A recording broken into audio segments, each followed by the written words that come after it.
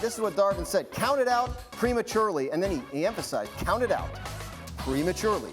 He went on to say, I love Russell Westbrook, man. Just his mentality, his approach, just to see him, a guy of that magnitude, and everything he's done in the league, get hated on. But being me, I got a wholehearted plan, a clear plan on how I'm going to use him. I showed it to him, sat down, brought up stuff for him.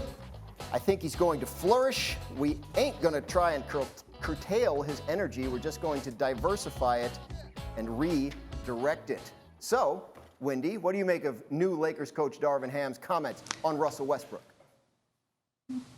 I think it is exactly what he should be doing. He's very smart. One of his terrific attributes as a young coach is his ability to connect with star players. He is definitely employing that here and trying to convince Westbrook that he can do something different.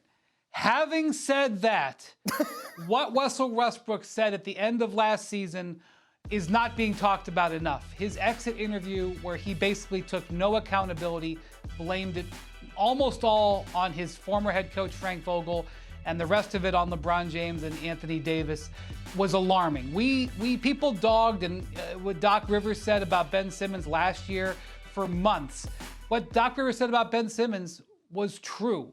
What Russell Westbrook said was borderline delusional. And so for Darvin Ham to believe that if he lays the plan out nicely in a beautiful dinner conversation over great food and wine, and that Russell Westbrook, who refused to take personal responsibility for his inability or complete indifference in changing his game last year, and expect different results, I wish him good luck, but I do respect the process he is trying to go through.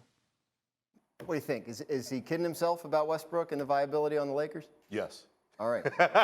Yeah, because if you are a player or a coach in the last couple of years, Dan, and you've watched Russell Westbrook, he's just not the same player. So Darvin Ham is doing what he should be doing in the moment as a new coach, trying to build up the confidence of a once very great player who doesn't have as much confidence as we're used to seeing. But the tape does not lie. He's not the same player, and no matter what system or format you put him in, that player from Oklahoma City with all that skill and athleticism bouncing all over the floor, he's not coming back. I mean, the highlights look like something out of the middle part of Space Jam where he lost his ability to play. Like, is it over for him? Here's what Darvin Ham means by redirecting Russell Westbrook's talents. It means defense. Go all in on defense. It means being a cutter off the ball, because guess what? We have LeBron James. You probably shouldn't have the ball if we have LeBron James on our team. And setting screens for LeBron. That's where Russ could be most dangerous. Guess what?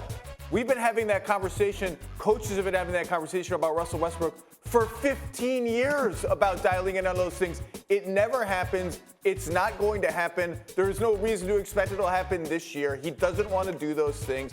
I think this is a lost cause with Russ in Los Angeles, and they've got to find a way to move off of him and get Kyrie Irving if they're serious about winning the title next year or trying to. And by the way, when you have LeBron at age 37 or 38 up for a contract extension, you've got to be all in for this coming season, or else what are we even doing here? So if they have to move Westbrook for Kyrie, Wendy, how feasible is that?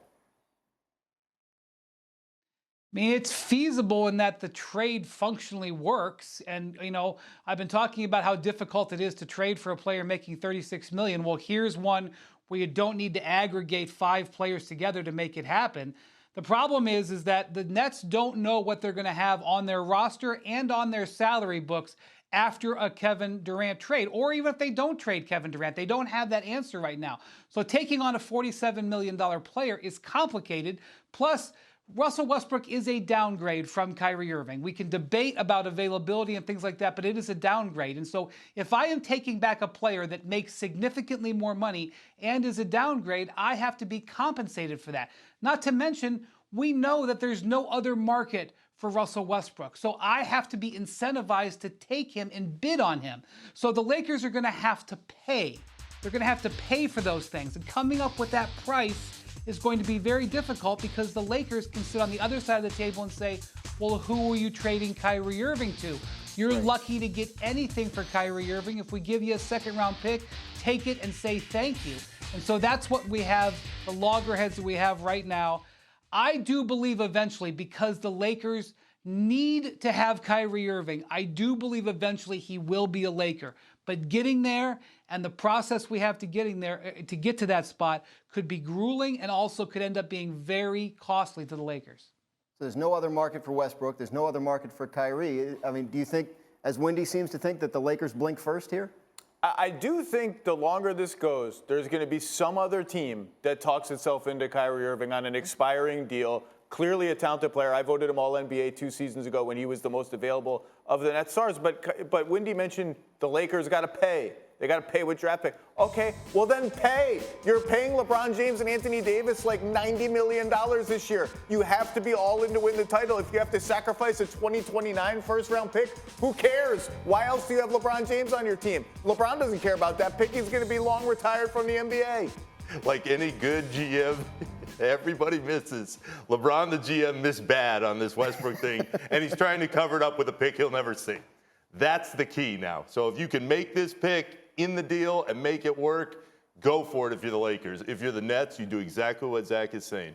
You wait it out and hope somebody pushes up the leverage. Big money issues to deal with in LA and in Brooklyn. Thank you for watching ESPN on YouTube. For live streaming sports and premium content, subscribe to ESPN+.